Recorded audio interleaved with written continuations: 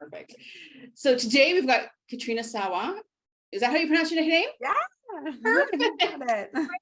She is here to talk to us about how you can stand out in today's online marketplace, where, it's an onslaught of information and everyone wants to know how they can get their message seen.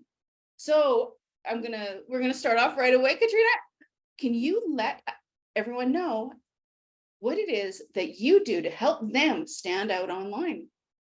Well, thank you, Shannon. There's a lot of things I do. Shoot, I've been in business since 2002. So what is it that I don't do is really the case. But in this online marketplace, these days when most people are on Zoom, the majority of their workday, either in a one-on-one or in a group event or a meeting or a call or a podcast or whatever, like look at the background, right? Look at the background, books, baby. What can you highlight in the background? Now you could put your brochures up there, I guess, if they were really big and bold or a big old sign, but really positioning yourself as an authority. I don't put some fake background up behind me and put my logo.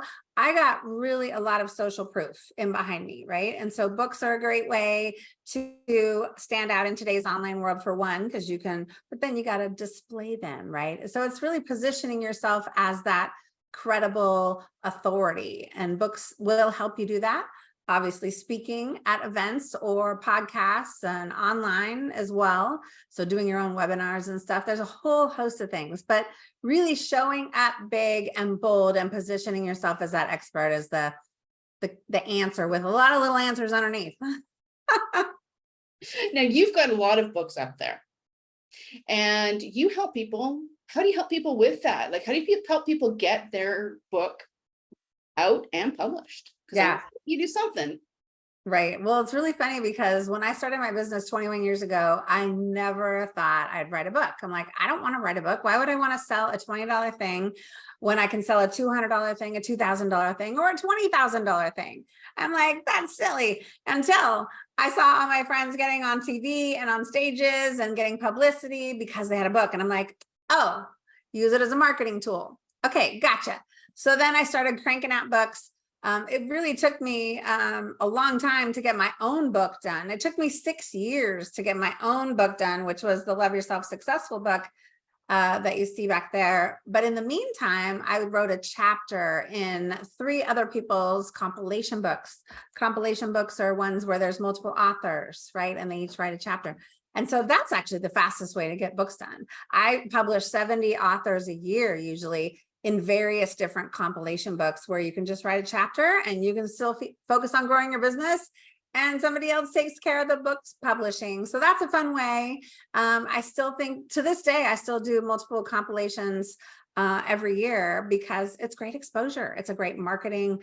A launch is a great activity that you can do. And you get all the other authors promoting you too. So it's a great collaborative joint venture thing to do. So I do all of that with people, depending on what kind of author you want to be. I've got all kinds of opportunities. Yeah. With the publishing company that we have.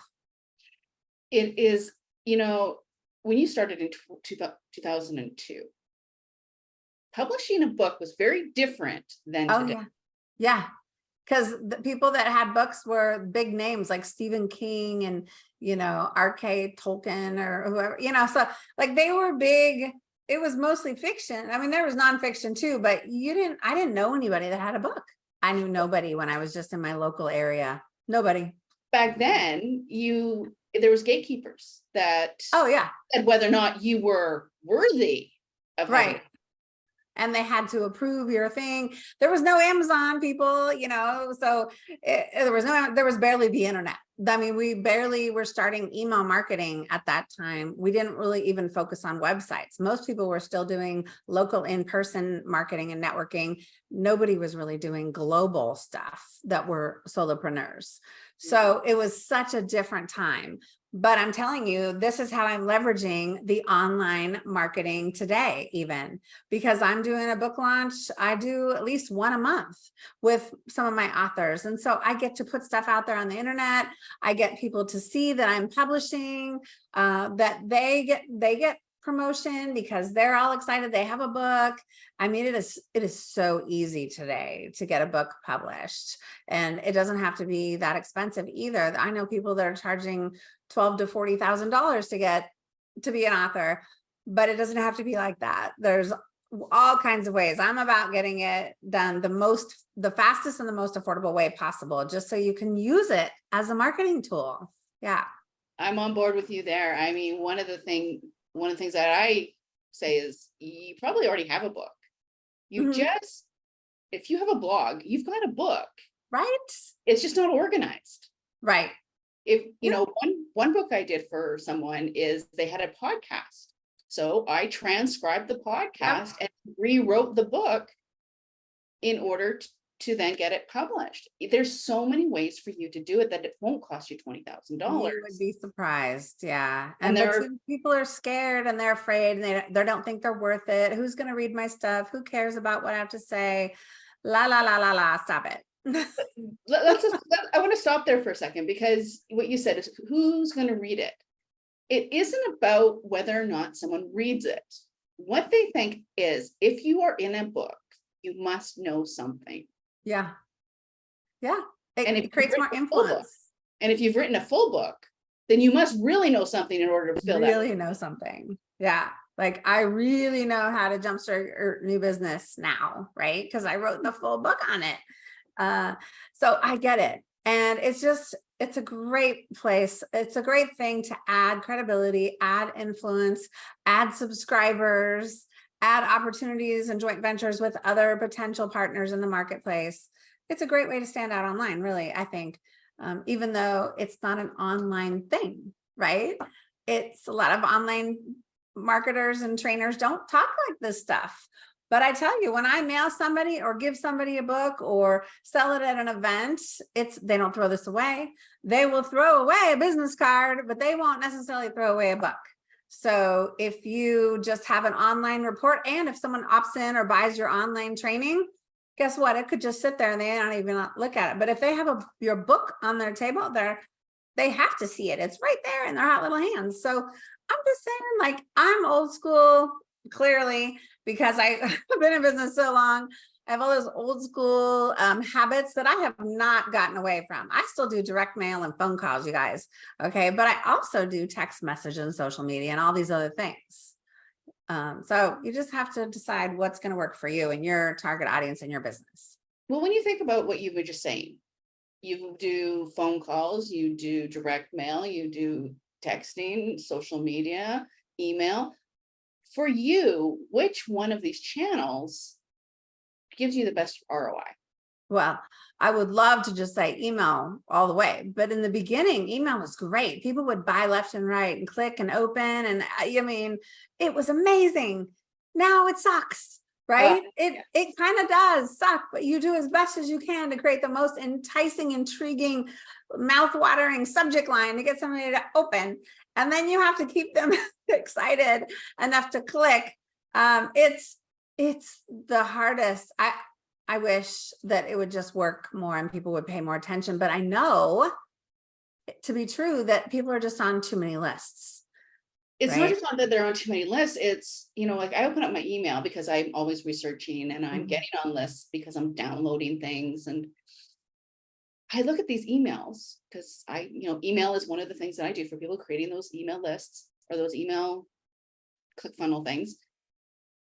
But when I read the emails that come in, it's all buy this, buy that. Oh, yeah. I sold a $20,000 program while I was sitting on the beach, or this, that, or the other thing. It's like, no wonder nobody wants to be on an email list. Because it's all about them, the business, and not about them as a consumer. True.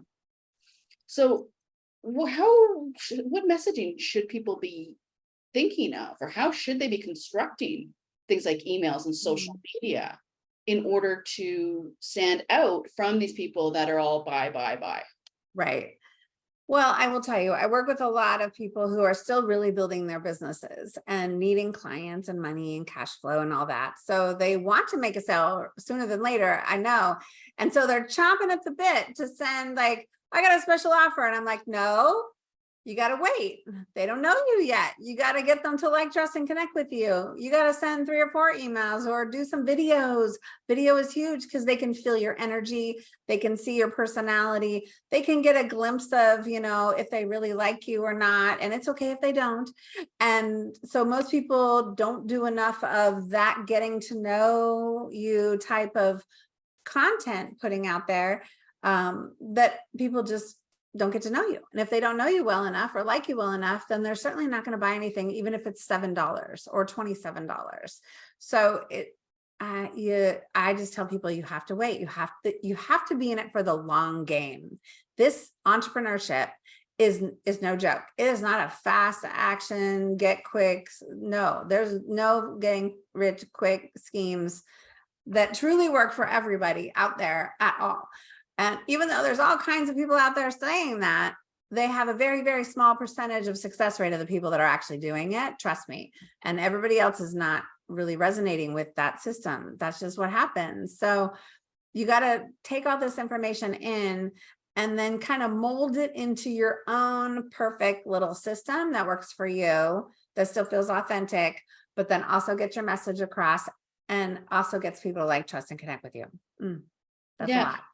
That is a lot. But when you were talking, I was thinking, when you're mentioning the people that say, I made a ton of money on this system. Did they make a ton of money on that system, or did they make a ton of money selling that system? Yeah. Yeah. See, some people will say, oh my God, it's driving me crazy. Oh, I can show you how to build a 6-figure business without any social media or any marketing or anything. And guess where I'm seeing it? On an ad that they're spending money on Facebook. I'm like, oh, people just don't. And they're starting, I'm reading some of the comments on those and they're like, yeah, but you're spending money on this ad. Well, yeah, ding. So like, just be careful. I just say, be careful with a lot of the hype out there.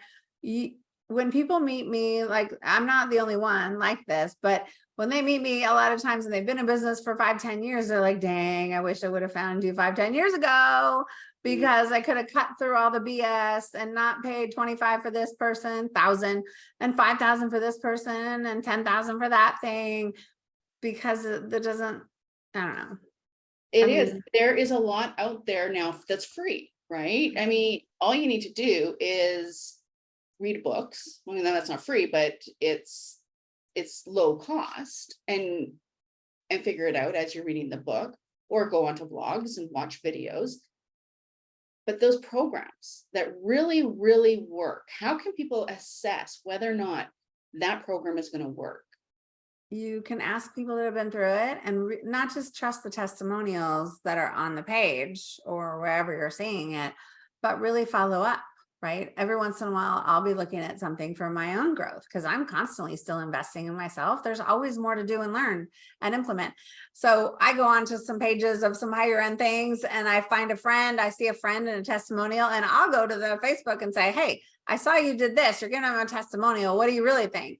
And I will ask them. Right. And so if you don't do that kind of due diligence and you just blindly go in, or you go to their event and there's all this hype, and I mean, I get sold to myself.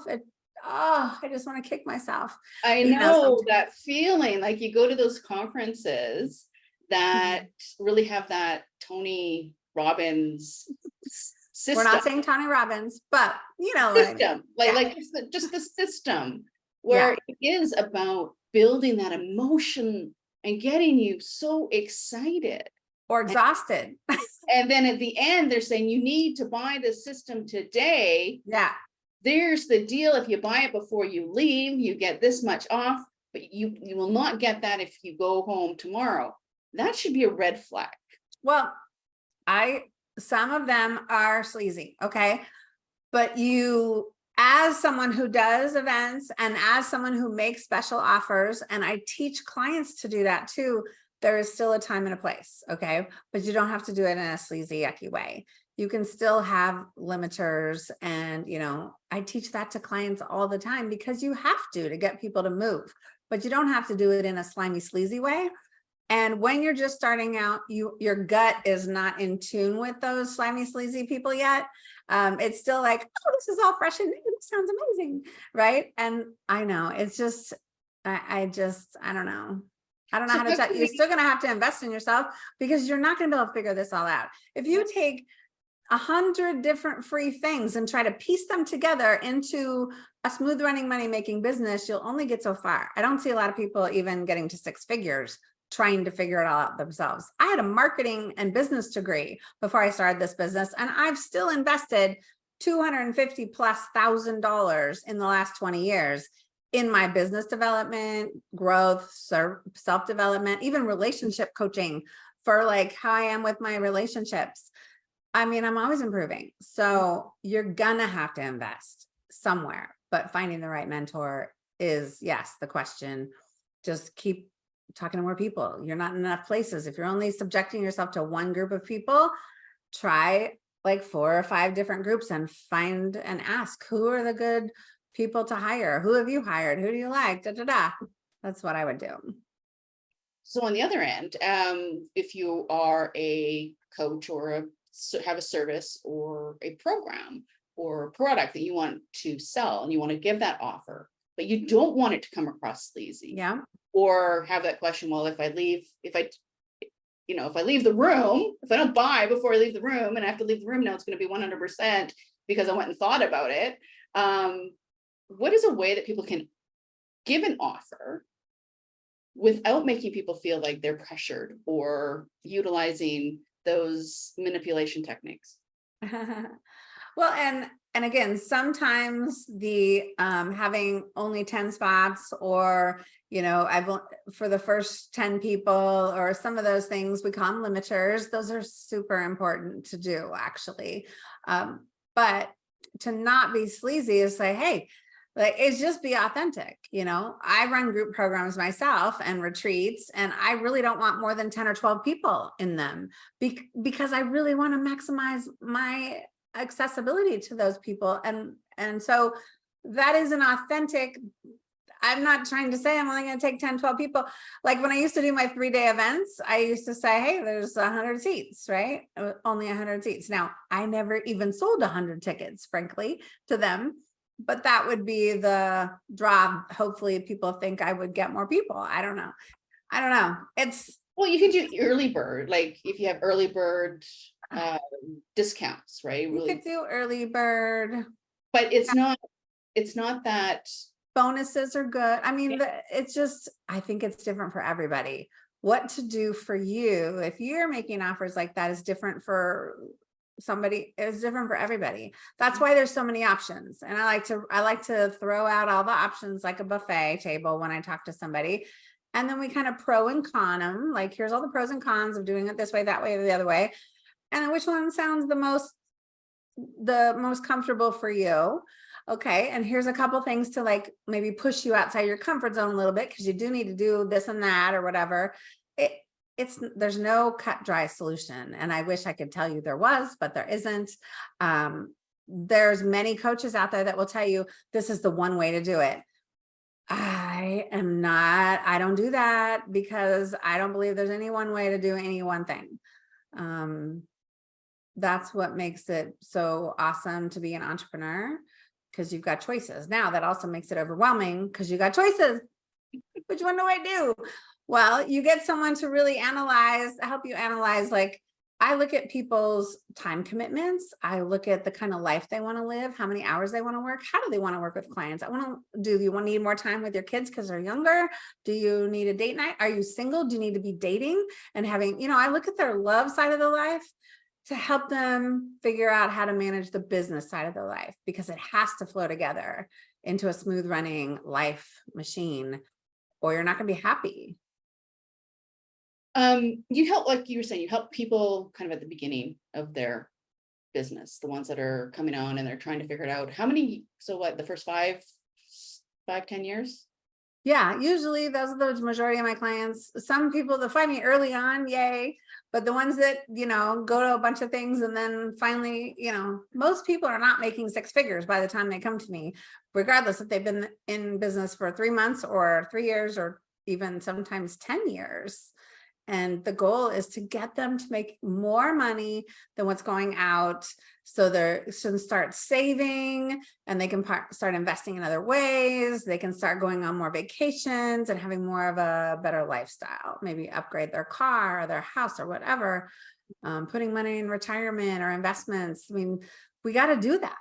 You know, we got to do that stuff. So we have to make a lot more money than we think we need is the key. Because a lot of people set their goals too low. They're like, well, I only need to make $5,000 a month. Really? Why are you taking vacation? Well, I don't have enough to pay for vacation. Okay, so you need $7,000 a month because you need vacations, you know, or you're going to go insane and get burnt out. Oh, and I only need this. I'm like, well, isn't your kid like 17 going to college? Don't you have to pay for college? Oh yeah, but they're going to get some, what if they don't get grants and whatever, you know, money, then you're gonna have to pay for college, or they're gonna have to, or you're gonna have to put a little bit towards them. You're gonna have to buy a new car or something.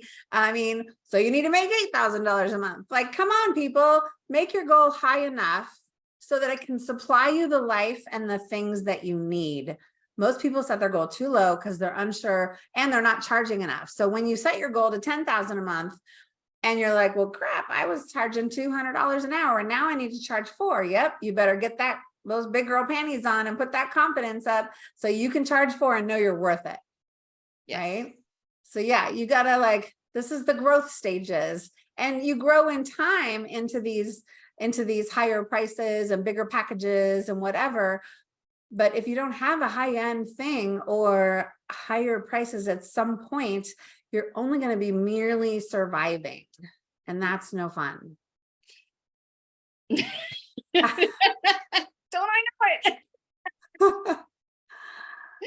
Well, you know, why, when it comes to the events that you do, because you had mentioned before that you do these events, why should people be looking at speaking as a marketing channel, do you think? Mm-hmm. I think not every person should be speaking. It depends on their personality. I do push people a little bit to get more confident if they're remotely okay with putting a presentation together or speaking. But there's some people that are just no, right? Like I have a virtual assistant who's also a web designer, and she's just starting to speak, but I've been working with her for like 5 years.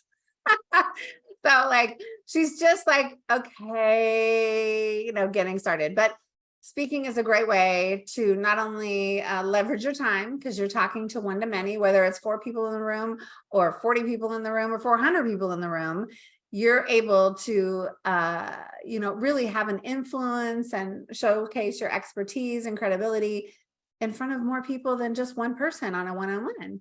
So it's a great way. It's faster to grow your business, right?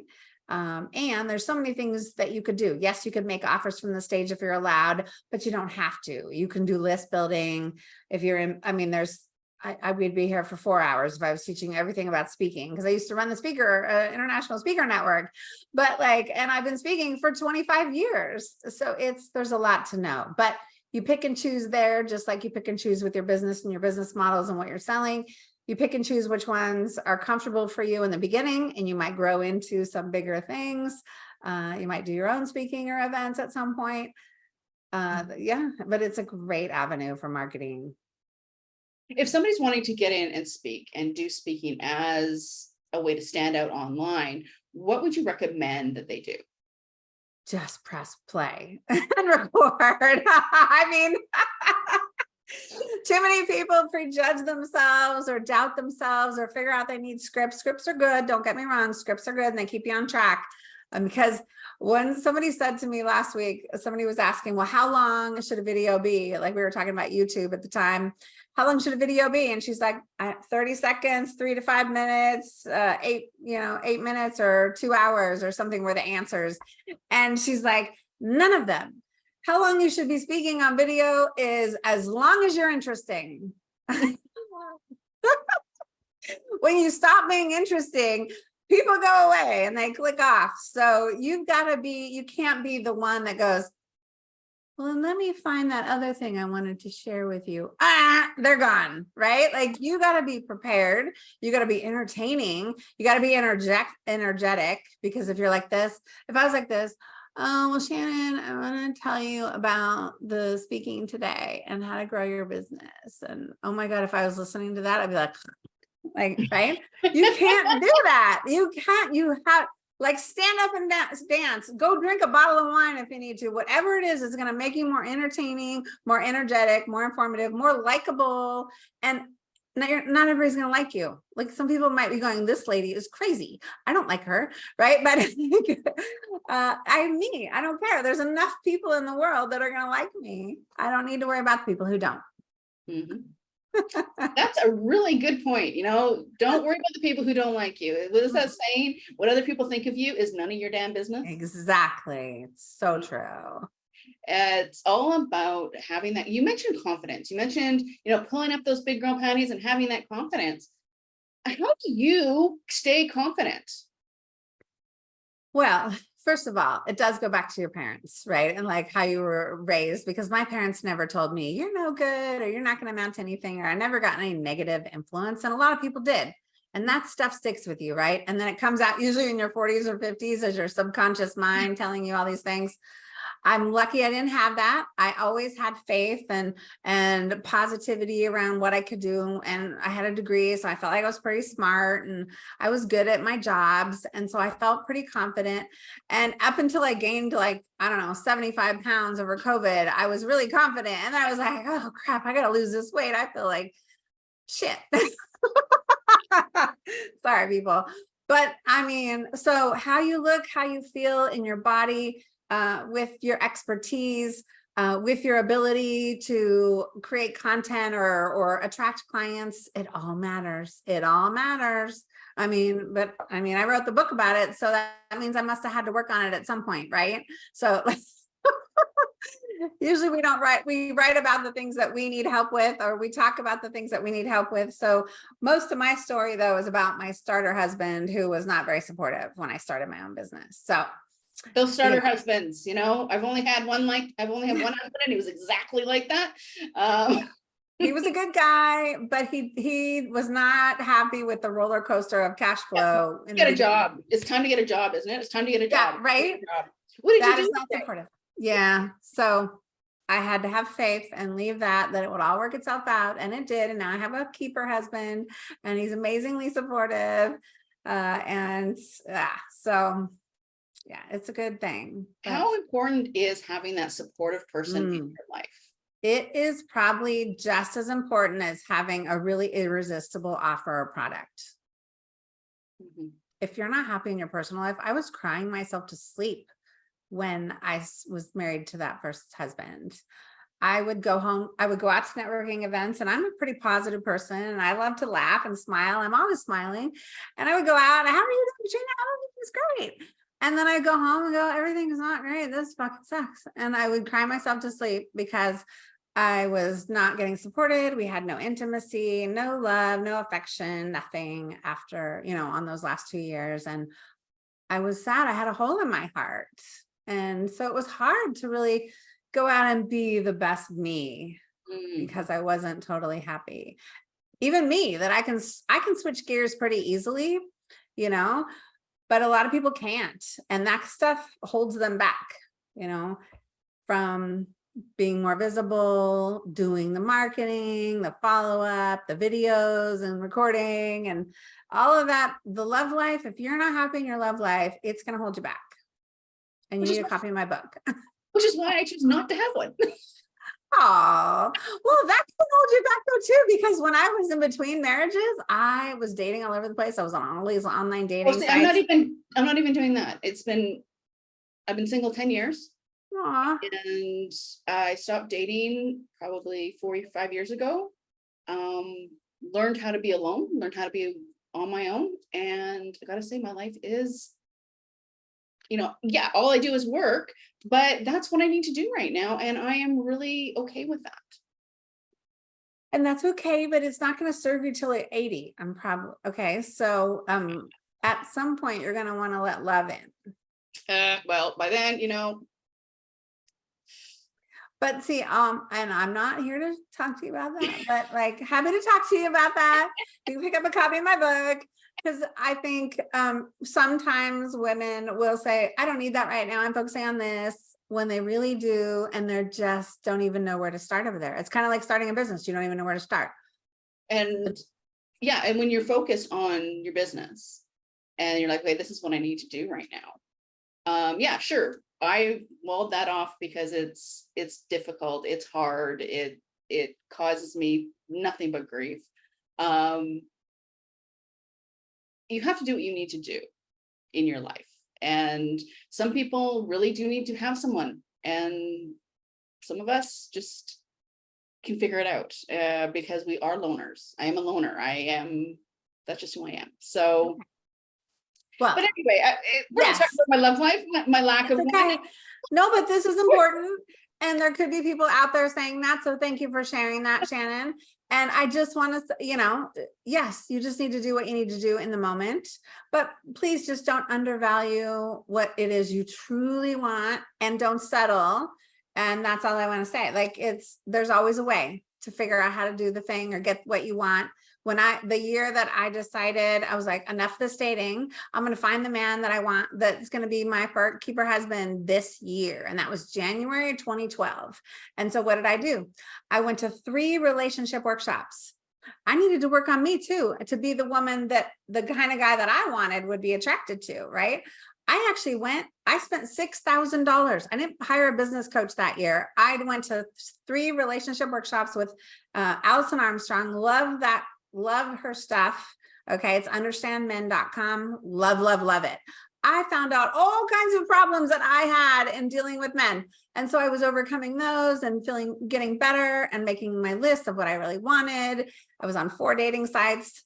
And I even hired a matchmaker for another $6,000. So locally, I hired a matchmaking service because I'm like, I'm busy in my business. I don't have time. Set me up with some people. Dude, it was like an 18-month thing. They set me up with losers. So don't do that. Okay. So do the relationship workshops. And so I'm just saying, I went all in. And June 27th of 2012 is when I met my current husband. And we've been together ever since. So when you set your mind to it, just like you set your mind in your business to get to 6 figures, to get 5 clients this month or whatever it is, you got to do the same type of revenue generating activities over there. So, Well, I love how you were saying, because you weren't relying on luck. You weren't relying on, okay, this might or may happen, or you weren't doing the same thing that you were doing before, dating, and then saying, okay, I'm going to find that person, and then just doing the same thing. I was all in.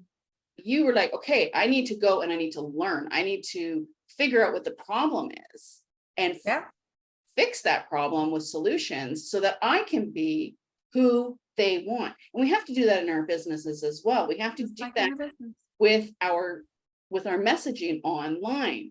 If you want to stand out to the right people, you have to tell the right people what they want to hear. Yes. You got to learn, listen, invest. You got to do it all, regardless of your business or your love life. I mean, but really figure out, where do you want to be in the next year, 2, 5 years, because you don't have to settle for crappy people. You don't have to settle for a job you hate. You don't have to settle for being single if you really want to be in a relationship. You don't have to settle for crappy clients just because they're the only ones that are paying you. You can make it whatever you want it if you set your mind to it and you have the right plan, the right steps, and maybe the right mentor or whoever to make sure you're doing the things. Right? Yeah, you have to invest in that part of it. It's not, okay, I'm going to put up my shingle and people are going to be knocking on my door and I'm going to make a lot of money. These people do dive in and do the hard work and work with people in their whether it's a 1-month program, 1 weekend program, or a year program. Mm-hmm. But it's finding that person. Most of my clients work with me from anywhere from 3 to 10 years, because there's always more to do and implement. But it's not, I mean, we have all kinds of like continuing pricing. It's not like 20 grand every month or whatever, or every year. It's yeah. Anyways, it's you need to be in it for the long haul. And I just hired a coach last year, 25,000. The year before that, it was 29,000. And I'm in year 21 of my business. You'd think I don't need coaches anymore. Oh, no. No. What do coaches give to business owners that they're not really aware of?